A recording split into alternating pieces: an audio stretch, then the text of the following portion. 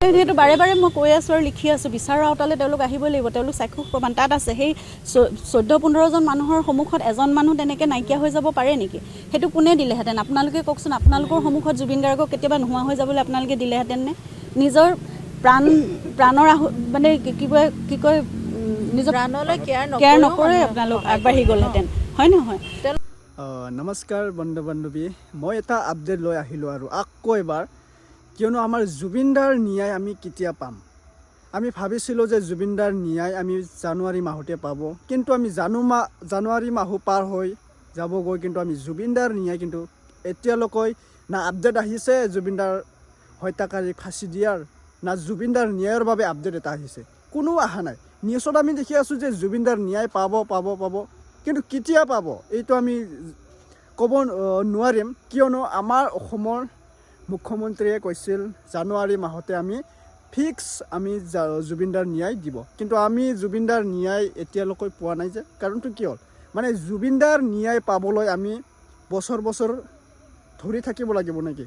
না জুবিনদাৰ ন্যায় আমি নাপামেই চাগে, এনেকুৱা ভাবিছোঁ। যে আপোনালোকে গম পাইছে জুবিনদাই কেতিয়া মৃত্যু হৈছিলে?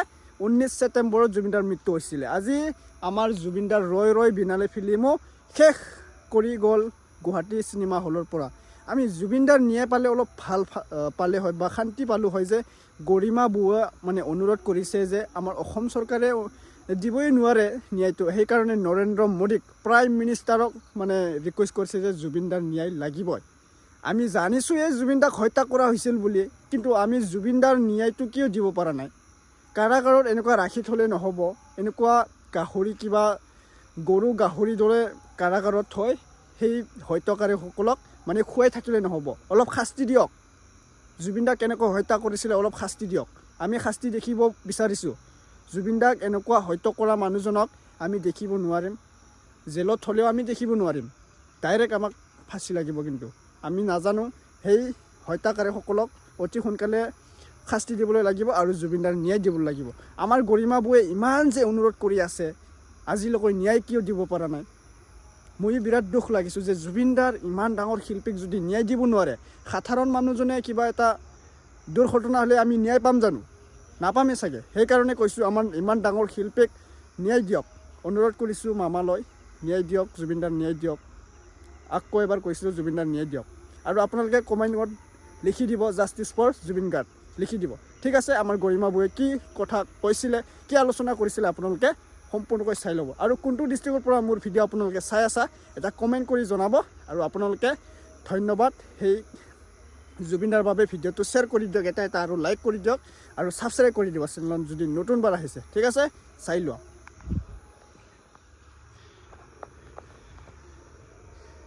সেইটো বাৰে বাৰে মই কৈ আছোঁ আৰু লিখি আছোঁ, বিচাৰৰ আওতালে তেওঁলোক আহিবই লাগিব। তেওঁলোক চাক্ষুষ প্ৰমাণ তাত আছে। সেই 14-15জন মানুহৰ সন্মুখত এজন মানুহ তেনেকৈ নাইকিয়া হৈ যাব পাৰে নেকি? সেইটো কোনে দিলেহেঁতেন? আপোনালোকে কওকচোন। আপোনালোকৰ সন্মুখত জুবিন গাৰ্গক কেতিয়াবা নোহোৱা হৈ যাবলৈ আপোনালোকে দিলেহেঁতেন নে? নিজৰ প্ৰাণৰ মানে কি কয় নিজৰ প্ৰাণলৈ কেয়াৰ নকৰে আপোনালোক আগবাঢ়ি গ'লহেঁতেন, হয় নহয়? তেওঁলোক ন্যায়ালয় আহিবই লাগিব। তেওঁলোক আহিবই লাগিব, কিন্তু সেইটো এতিয়াও শেষ হোৱা নাইতো, প্ৰক্ৰিয়াটো আৰম্ভ হৈছেহে। সেইখিনি আমি নাজানো, সেইখিনি আমি গম নাপালোঁ, কিন্তু সেইখিনি আমাৰ সদায় দাবী আছে, আমাৰ সদায় সেইখিনি হেৰি আছে যে তেওঁলোক আহিবই লাগিব।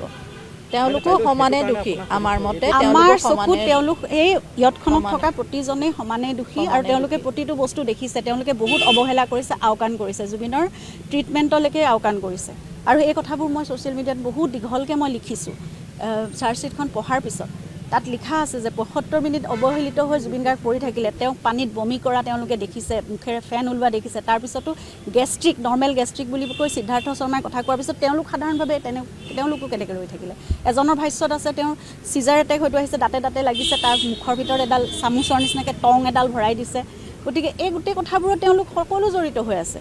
আৰু তেওঁলোকে কৈ আছে বাট কি পৰিমাণৰ তেওঁলোকৰ অস্বাভাৱিক পৰিৱেশ মানে অৱস্থাত জুবিনক পানীত নামিবলৈ দিছিলে। কিয় নামিবলৈ দিছিলে?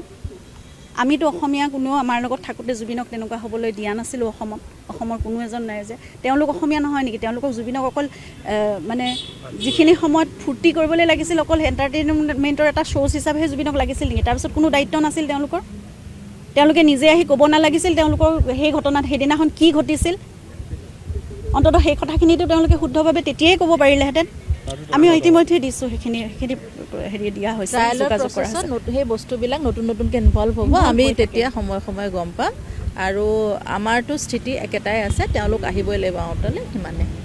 মই মন্তব্য কৰিছোঁ, মই এইটোৱে বিচাৰিছোঁ যে তেওঁ সঁচা কথাটো কওক। তেওঁ নিজৰ ভাতৃ হিচাপে, তেওঁ এজন পুলিচ অফিচাৰ হিচাপে তেওঁৰ সম্পূৰ্ণ দায়িত্ব আছে, তেওঁ ঘটনাস্থলীত উপস্থিত আছিল, গতিকে সকলো সাক্ষ্য প্ৰমাণ তেওঁ, সেই হিচাপে তেওঁ গোটেই কথাখিনি সঁচাকৈ কওক। তেওঁ যিমানখিনি নিজৰ ককায়েকৰ কাৰণে অন্ততঃ সেইখিনিতো তেওঁ নিজৰ পৰিয়ালৰ কাৰণে সেইখিনি কৰিব লগাটো তেওঁৰ দায়িত্ব বুলি মই ভাবোঁ, তেওঁৰ কৰ্তব্য কৰিব লাগে। একদম আটাইতকৈ যিটো মানে ভয়ানক শাস্তি হ'ব পাৰে সেইটোৱে শাস্তি দিয়ক, মানে অসুৰবধ, যিটো মই যোৱাবাৰ কৈছিলোঁ অসুৰবধ হওক, এই অসুৰবধেই হ'ব লাগিব আৰু তাৰ বাহিৰে গত্যন্তৰ নাই। অপশক্তি নিৰ্মূল কৰিবই লাগিব আৰু সেয়াই পৃথিৱীত, সেইটোৱে আচলতে ভগৱানে যদি ন্যায় দিয়ে সেইটোৱে ন্যায় দিয়ে। গতিকে অপশক্তি একেবাৰে সমূলি ধ্বংস হ'ব লাগিব, সেইখিনি আমি নাজানো, সেইখিনি আমি গম নাপালোঁ। কিন্তু সেইখিনি আমাৰ সদায় দাবী আছে, আমাৰ সদায় সেইখিনি হেৰি আছে যে তেওঁলোক আহিবই লাগিব। তেওঁলোকো সমানে দোষী আমাৰ মতে। আমাৰ চকুত তেওঁলোক এই ইয়তখনত থকা প্ৰতিজনেই সমানেই দোষী আৰু তেওঁলোকে প্ৰতিটো বস্তু দেখিছে। তেওঁলোকে বহুত অৱহেলা কৰিছে, আওকাণ কৰিছে, জুবিনৰ ট্ৰিটমেণ্টলৈকে আওকাণ কৰিছে। আৰু এই কথাবোৰ মই ছ'চিয়েল মিডিয়াত বহুত দীঘলকৈ মই লিখিছোঁ। চাৰ্জশ্বিটখন পঢ়াৰ পিছত তাত লিখা আছে যে ৭৫ মিনিট অৱহেলিত হৈ জুবিন গাৰ্গ পৰি থাকিলে, তেওঁক পানীত বমি কৰা তেওঁলোকে দেখিছে, মুখেৰে ফেন ওলোৱা দেখিছে। তাৰপিছতো গেষ্ট্ৰিক, নৰ্মেল গেষ্ট্ৰিক বুলি কৈ সিদ্ধাৰ্থ শৰ্মাই কথা কোৱাৰ পিছত তেওঁলোক সাধাৰণভাৱে তেওঁলোকো কেনেকৈ ৰৈ থাকিলে। এজনৰ ভাষ্যত আছে তেওঁৰ চিজাৰ এটেক হয়তো আহিছে, দাঁতে লাগিছে, তাৰ মুখৰ ভিতৰত এডাল চামুচৰ নিচিনাকৈ টং এডাল ভৰাই দিছে। গতিকে এই গোটেই কথাবোৰত তেওঁলোক সকলো জড়িত হৈ আছে আৰু তেওঁলোকে কৈ আছে বাট কি পৰিমাণৰ তেওঁলোকৰ অস্বাভাৱিক পৰিৱেশ মানে অৱস্থাত জুবিনক পানীত নামিবলৈ দিছিলে, কিয় নামিবলৈ দিছিলে।